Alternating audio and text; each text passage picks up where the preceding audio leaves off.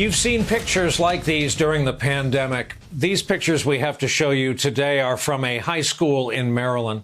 Cars lined up for boxes of food. And in most cases, these are people who never dreamed they'd need to accept food from a kind stranger. We've also seen farmers struggling to sell their wares for lack of a supply chain to get their products to market. According to the New York Times, quote, not since the Great Depression has so much fresh food been destroyed.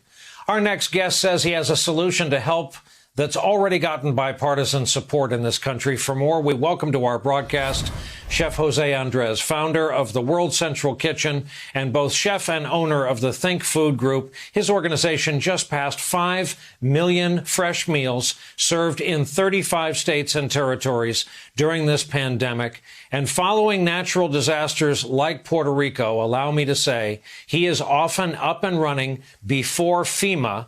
And that's one place where he saved a lot of lives. Chef, it's a great pleasure having you on. Let's begin by having you explain your concept. Well, this is something we've been already doing for many weeks. The idea is simple. We have many restaurants that are closed. I come from the private sector, and happens I founded this NGO.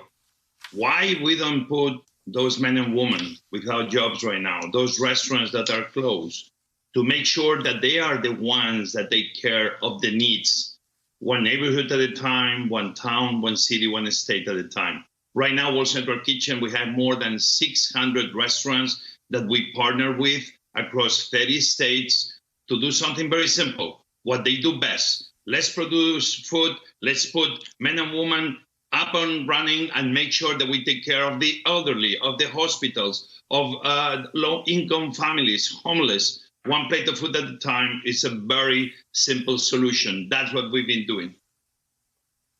So part of what you're saying is, isn't it, that government would have to raise their hand and identify the need and just say they need it, and you have all these experienced culinary men and women as a standing army ready to go? So World Central Kitchen has been doing this, and we proof concept. So I'm very thrilled that the FEED Act that is being supported by Congressman Thompson, McGovern, but also Congressman Davis. So this makes on the House side already bipartisan. And on top of that, we got Senator Kamala Harris and also Senator Tim Scott. All of a sudden makes it bipartisan in the Senate. It's not beautiful that in this moment it seems everybody is apart, everybody comes together to put food at the center, making sure we recognize that we have a humanitarian crisis, and where Congress comes with a solution that can be happening in every single state. Governor Newsom already is doing this in partnership with FEMA across the state to take care of the elderly. Let's make sure that we put the weight and the power of the federal government with very smart solutions using the private sector, the NGOs. Is a win-win for everybody.